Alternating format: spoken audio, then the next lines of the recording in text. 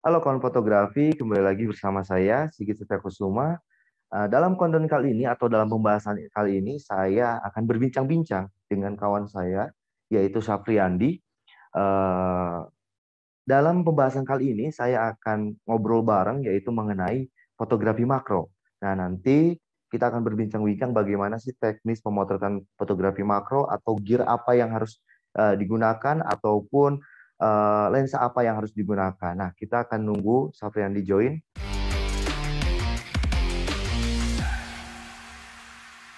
Oke, kawan-kawan fotografi, sekarang Safriandi atau saya sih sering panggil Andi gitu ya, Bro Andi biasanya nih.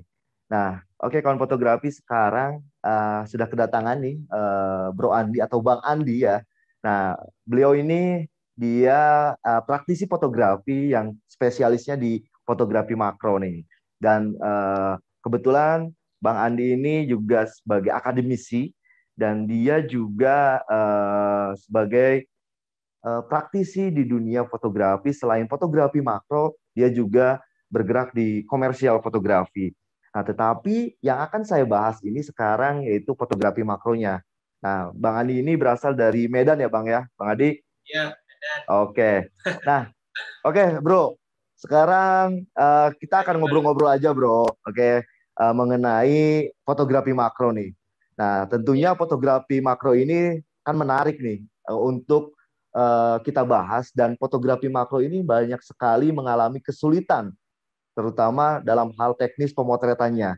Nah, benar. eh, apa sih fotografi makro ini untuk fotografer-fotografer pemula nih yang ingin mencoba memotret fotografi makro dan mungkin teknisnya seperti apa gitu ya. Mungkin bisa dijelaskan oleh Bro Andi nih. Ya, terima kasih ya Bu Sigit. Nah, udah lama nih nggak ngobrol-ngobrol ya tentang fotografi Ya, makro. Nah, ya makanya sebenarnya kita fotografi makro ini ya sama ya, seni kreasi atau seni mengcapture benda-benda kecil seperti itu. Nah, titik tersulit di fotografi makro ini kita belum melihat langsung pemandangan yang ada di dunia makro tersebut. Misalkan kita tanpa adanya alat ya, misalkan ini lensa makro gitu. Kita melihat di misalnya di semak-semak seperti itu ya, dedaunan. Sebelum kita membidik, kita belum tahu itu aktivitasnya apa sih, karena sangat kecil. Nah, begitu, ya. Bro. Oke, jadi ternyata fotografi makro itu kita mungkin dengan mata telanjang itu kita tidak akan melihat suatu keindahan ya. Tetapi dengan capturean atau dengan bantuan sebuah lensa itu akan menghasilkan suatu foto yang estetika atau dalam artinya ini adalah menghasilkan keindahan foto yang tidak terduga. Benar nggak? Iya, benar, benar sekali. Oke. Jadi Nah, disitulah kita berkreasi gimana mm-mm, menyusun ya komposisi yang bagus untuk pemotretan dalam fotografi makro. Nah, yang terpenting ini di ya. dalam fotografi makro itu adalah komposisi karena subjek itu lebih memfokuskan si serangga ini tadi gitu. Karena Oke, oke. backgroundnya itu blur, sangat-sangat blur. Seperti itu. Oke, sebelum membahas ke karya Sapriandi ini, gini, ada kesulitan-kesulitan nggak sih dalam teknis nih ya, dalam teknis pemotretan makro? Pastinya kan ketika pemotretan makro itu sulit ya, menurut saya itu ada jarak dekat, jarak jauh. Nah, itu seperti apa, Bang Andi? Jadi biar biar teman-teman fotografi itu tahu nih kesulitannya apa aja nih. Atau Oke, pengalaman tips yang Bang Andi pertama, lah, pengalaman Bang Andi ketika berkarya fotografi makro lah. Apalagi kan dulu ini sering berkarya dan pamerannya fotografi makro. ya benar. Kesulitannya apa nih? Ya, kesulitannya itu yang pertama ya pasti kendala budget ya. Kalau misalnya kendala budget ini bisa diatasi ya. Karena kita harus memiliki ya kalau mau profesional di bidang makro ya punya lensa makro seperti itu. Tetapi ada sih alat-alat untuk membuat perbesaran itu tadi, perbesaran 1:1. Nah, Oke, untuk mudah di fotografi makro itu kurangilah focal length yang terlalu dekat. Misalkan terlalu tiga dekat. puluh lima, 50. Karena di fotografi makro semakin lebar ya focal length-nya itu akan semakin dekat sama subjek seperti itu. Oke, Nah, oke, bayangin oke. aja kalau 100 mili ada namanya itu jarak aktif ya antara lensa dengan si subjek itu semakin panjang dia. Oke. Nah, seperti itu. Jadi yang dipakai oleh Bang Andi ini apa nih? Kamera apa nih yang sekarang dipakai nih dalam pemotretan fotografi makro? Lensanya apa? Atau ke kameranya apa? Kita biar sharing aja kayak gitu. Karena saya pernah nyoba nih, karena saya udah nggak punya lensa makro, jadi saya pernah mencoba untuk kamera dibalik. Mungkin emang itu ekstrim ya, gitu ekstrim. Tapi kita sharing aja, apa sih yang Bang Adi ini memakai kamera apa atau lensa apa, gitu ya, untuk memotret makro yang hasilnya luar biasa menurut saya itu. Jadi pada dasarnya ya fotografi makro kan seni memperbesar objek. Jadi kalau misalkan ini kan kamera ini full frame. Ya, Nah, full frame untuk dipasangkan dengan 100 mili itu memang subjek itu dapat tergantung besar subjeknya ya dengan besar sensor. Nah, seperti itu. Nah, akan lebih bagus menggunakan sensor itu crop factor ya, APS-C. ya, Jadi kita tidak perlu mengcrop lagi. Misalkan di Canon kan crop faktornya sampai 1,6 ya, ya. 1,6 dikali focal length. Nah, seperti itu. Jadi kan lumayan 100. Oke, Bisa sekitaran lebih panjang lagi gitu. oke. Dekat sama objek. Seperti itu. Jadi pakai kamera apa nih Bang Andi sekarang memotret nih? Kalau sekarang ini menggunakan kamera ini A7 ya. Ya, Ini di sini terbantu sekali dengan adanya aksis ya, 5 aksis dengan oke. stabilizer bisa didouble juga karena di 100 mili Canon ini sudah punya stabilizer lensa. Karena titik tersulit kita ya di fotografi makro itu dengan angin Oke. ya, dengan Berarti angin. Bayangin berarti itu aja subjek kecil ah, goyang gitu ya. berarti itu pakai extension ya atau converter ya? Karena itu Ya kan pakai benar lensa Canon. adapternya. Nah, itu Ya bisa adapter. itu mempengaruhi nggak sih hasil dari penggunaan extension itu atau converter itu? Hasilnya mempengaruhi nggak? Enggak ya? Sama aja Ya, ya? enggak karena di dalam fotografi makro kita benar-benar menggunakan manual fokus. Nah, Oke, seperti itu. oke. Nah, Autofocus itu sangat mengganggu gitu karena oke. subjeknya bergerak. Oke, Di. Jadi ketika memotret Ya. itu, kamu ini memotret dengan handheld ataukah menggunakan tripod? Nah, tergantung subjeknya ya. Kalau misalkan subjek bergerak, pasti misalkan untuk tahu sendiri ya kalau misalnya mau buat freeze ataupun efek panning pasti handheld ya. Tetapi kalau Oke. misalkan subjek diam, akankah lebih bagus itu yang menggunakan tripod. Karena di situ kita bisa memperbesar fokusnya ya, kelihatan Oke. subjeknya itu benar-benar fokus. Dan juga di Oke. sini ya Bro Sigit. Nah, Oke. tipsnya itu di ruang ketajaman. Ya, masalahnya Waduh. karena di ruang ketajaman. Ruang ketajaman di makro ini sangat-sangatlah tipis seperti itu. Jadi gunakanlah diafragma itu minimal itu 11. Ya, Oke. minimal itu ya.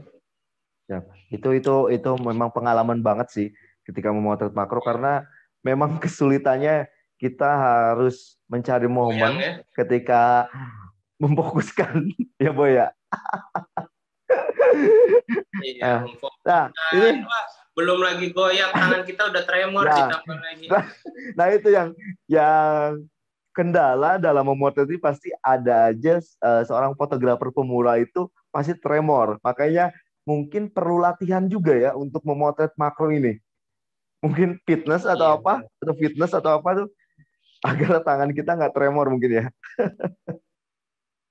makanya saya menggunakan ini ya, ada tripod collar di sini bisa berguna untuk bisa kita taruh monopod di sini. Oke, Nah, jadi keren masih keren. terbantu. Keren. Mungkin Iya. itu karena lensa lensa L series ya. Mungkin teman-teman fotografi di rumah juga kalau memang ada budget ya mungkin belilah seperti Bang Andi ini. Jadi biar biar hasilnya lebih bagus. Nah, saya sering lihat karya-karya Iya. eh, Bro Andi ini, apalagi ada makro natural gitu ya. Itu biasanya apa ya, dia tidak mengkonsep ya, gitu ya. Tapi yang saya paling menarik karya Sapriandi ini, saya lebih tertarik ketika karya yang dikonsep. Contoh karya-karya Semut Rangrang. Nah, itu yang saya paling menarik itu karya Semut Rangrang. Bro, Nah, cerita dong konsepnya seperti apa sih? Kok bisa keidean Semut Rangrang ini dijadikan sebuah apa ya? Kalau kalau saya lihat sih si semut ini bisa didirect gitu, bisa diatur. Kok bisa ya. gitu? Apa sih tipsnya dan mungkin ada trik-trik khusus ya? Entah itu ketika pemotretan, apakah ada unsur editing di sana? Nah itu mungkin apalagi nih yang semut ketika menghadap dari cahaya ya, menghadap ke atas ke cahaya, nah itu terus juga saya lihat nih semut ketika meraih tetesan air. Nah ini dan ada juga ulat bulu nih dengan bermain elemen warna. Nah ini coba saya pengen tahu nih apa konsepnya awalnya kayak gimana dan teknisnya ketika pemotretan kayak gimana. Apakah ada unsur editing atau apa nih? Saya nggak tahu nih kayak gimana, Bro Andi. Tolong Oke, dijelaskan. kalau di Luar biasa. konsep ya saya terinspirasi dari Semut Rangrang ini karena sifatnya itu benar-benar sosialisasi, Oke, benar-benar nggak bisa sendiri gitu, nggak bisa sendiri seperti kita manusia. Nah jadi oke, makanya itu dulu tesis ya representasi ya atau penggambaran kembali manusia iya, dengan menghadirkan wujud diwakili oleh semut rangrang tersebut. Nah, di iya, semut iya. rangrang ini saya riset juga ya. Mengapa sih kok harus semut rangrang? Kenapa sih nggak semut hitam gitu? Nah, Nah itu ya. kita kan di orang seni yang membahas estetika keindahan misalkan ya. Misalkan Iya. subjek itu ada transparan dan juga warnanya ini kontras enggak. Misalkan ini semut rangrang itu orange ke merah, ya dalam perspektif warna ya, itu dia di Mm-mm. depan seperti itu. Jadi Oke. point of interest-nya gitu dapat dengan sebelum rangrang. Nah, Berarti bermain habis itu kalau main Nirmana misalkan ya? edit, Nirmana. Hmm. Kalau misalnya editing itu hanya sebatas ya karena kita mendirect ya, pasti di direct ya tidak mungkin lah ya sebuah binatang kita direct gitu. Hmm. Jadi di Jadi, situ saya mm, riset Bro Sigit ya kan pas pertama kirain itu semut rangrang itu pecinta gula, ternyata nggak direspon gula. Nah, gitu kan. Nggak direspon gula ya kan. jadi jadi Apa eksplorasi terus ya ya? baca-baca lagi. Ya udah kayak jurusan biologi ya, baca-baca sifatnya gitu ya. Oke, oke. Ternyata semut rangrang ini tergolong semut daging gitu, pemakan daging. Iya, iya, Nah, iya. dari situlah ayam ya, misalkan ayam goreng, minyak-minyaknya itu ditaruh di sulur tadi ya Bro Sigit, misalkan yang Ya. ada air gitu kan. Jadi sebelum dikasih air itu sudah dilumuri bau ayam seperti itu. Oh, Ada esen gitu. ayam. Jadi dia sebenarnya bukan mencari airnya ya, tetapi merespon itu tadi Hmm. rasa Tapi ayamnya. tapi itu dalam dalam karya yang Semut Rangrang itu kan ada Nah, kayak meraih meraih air itu memang ketika pemotretan itu ada air ataukah kita bermain multi image atau penggabungan dua gambar apa gimana itu? jadi pas ketika memotret itu beneran ada airnya ya, beneran ada airnya, tetapi pasti kita menggabungkan beberapa multiple apa kan exposure ya, Hmm. ngelihat sisi misalkan dari cahayanya ya, cahayanya bisa kita gabung-gabung. Tetapi momennya itu beneran seperti itu. Oh ya. Momen. Jadi memang itu menunggu momen ya. Menunggu momen ketika semua terang-terang itu bereaksi lah gitu. Nah, Langsung kan direspon kok, langsung langsung direspon. direspon ya. Berarti itu Iya, langsung direspon. ketika Sangat, ketika sangat agresif, oke, benar. oke. Berarti ketika pemotretan itu memang tidak ketika satu jepretan, dua jepretan itu jadi ya, tapi kita menunggu momen beberapa jepretan ya. Ya.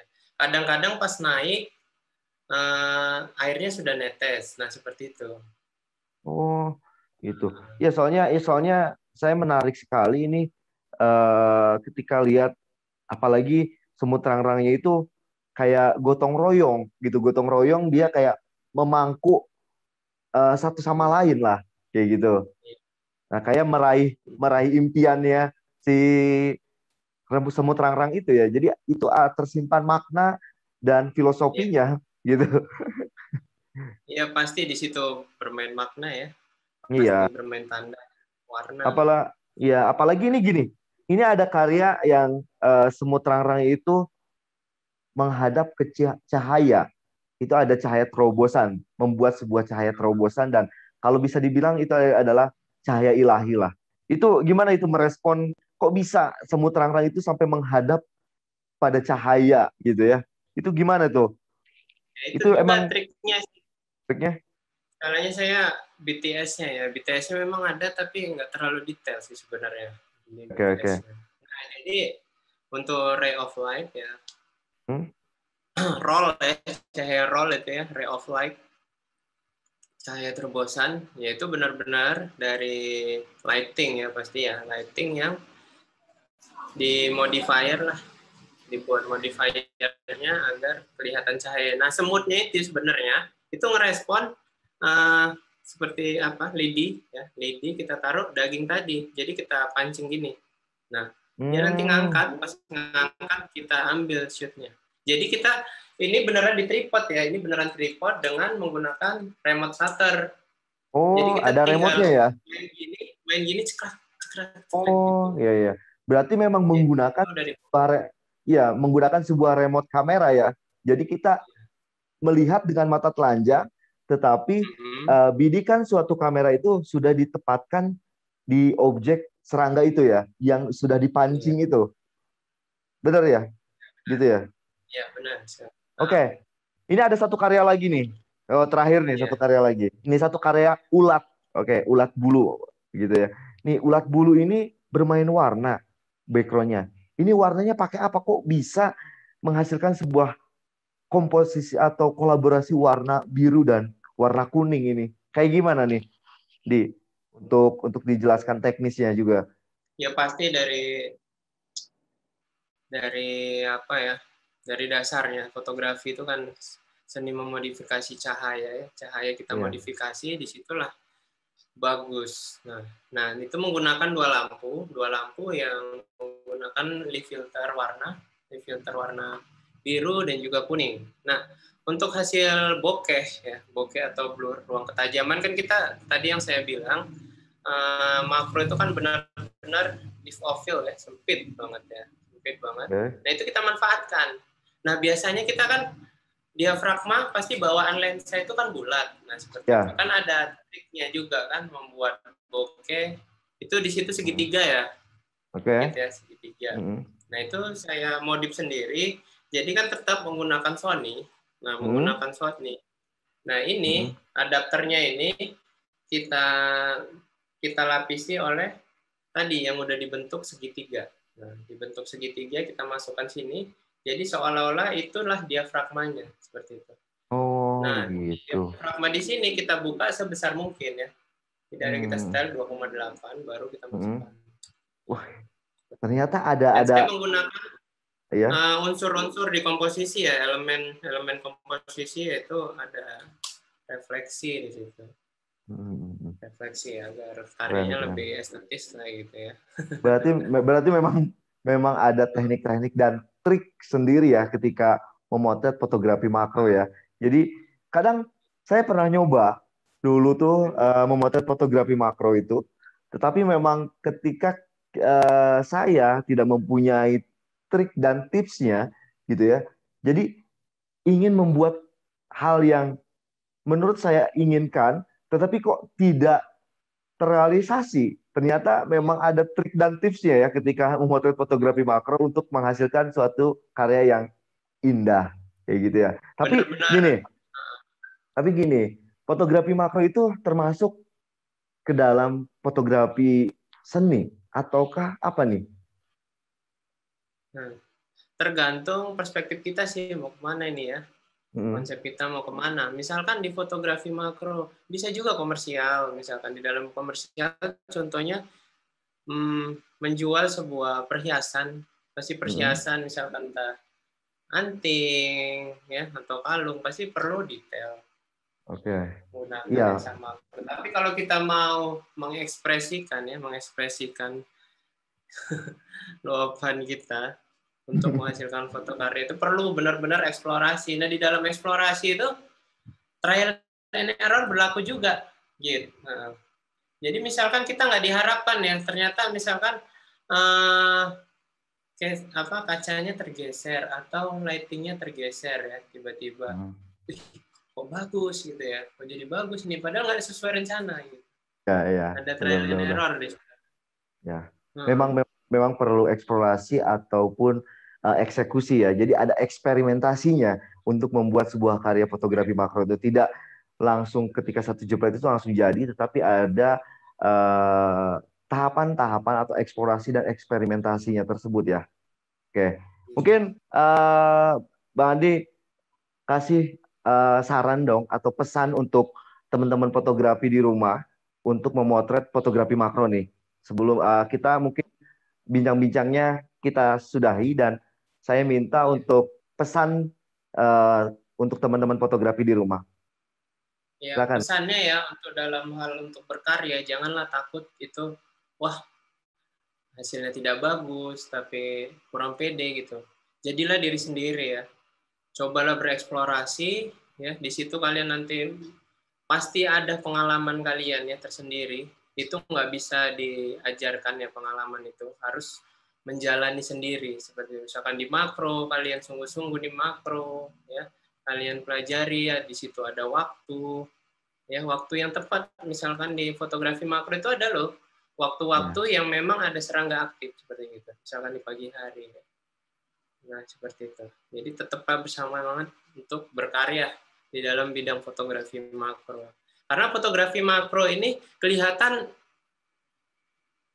wah seperti ini ya, gitu. Orang sepertinya kaget gitu. Karena fotografi makro itu tadi, kalau sebelum kita melihat benar ke bawah, nggak kelihatan gitu. Apalagi dengan dibantu lensa, itu jarang dilihat ya, karya-karya ini. Jadi terlihat. Oke, sip. Mungkin kita cukup ya untuk berbincang-bincang fotografi makro. Mungkin kita bisa bincang-bincang di lain waktu. Terima kasih untuk tips dan trik dan pengalaman dalam berkarya fotografi makro ini. Semoga teman-teman fotografi juga bisa mengikuti nih seperti karya-karya Bang Andi. Dan mungkin tips dan trik ini bisa kalian pakai meskipun lensa makro kalian itu tidak sama dengan Bang Andi tentunya. Dan kita bisa mengeksplor ke fotografi makro ini dengan berbagai hal. Mungkin dengan lensa dibalik, ataukah mungkin ada lensa makro yang sekarang dengan merek-merek tertentu, Seven Artisan, seperti kayak gitu, ataupun yang lainnya gitu. Mungkin itu bisa dieksplor ya untuk teman-teman yang low budget. Bener nggak, Bang Adi? Ya benar, jadi banyak aksesorisnya ya untuk membantu perbesaran pada lensa ya. Ada extension tube ya, extension tube ya. Dan reverse ring seperti yang Sigit gunakan itu membalik kan, tapi kan dipegang ya. Ya, padahal betul. itu ada adapternya. Jadi lebih safety lagi. Oke, sip. Terima kasih banyak ya Bang Adi. Mungkin kita bisa bincang-bincang di lain waktu dengan pembahasan lo yang lebih menarik nih. Karena Bang Adi ini selain sebagai fotografer makro, nah dia juga sebagai fotografer komersial. Jadi nanti kita akan bahas-bahas lagi di next pembahasan. Oke? Makasih ya Bang Andi ya untuk waktunya. Oke, kawan fotografi, itu tadi pembahasan bersama Sapriandi sebagai fotografer makro dan sebagai juga akademisi. Nah, beliau juga asli Medan, ya, asli Medan. Semoga pembahasan tadi bisa bermanfaat bagi kawan-kawan fotografi dimanapun kalian berada. Enjoy kontennya, salam sudut fotografi.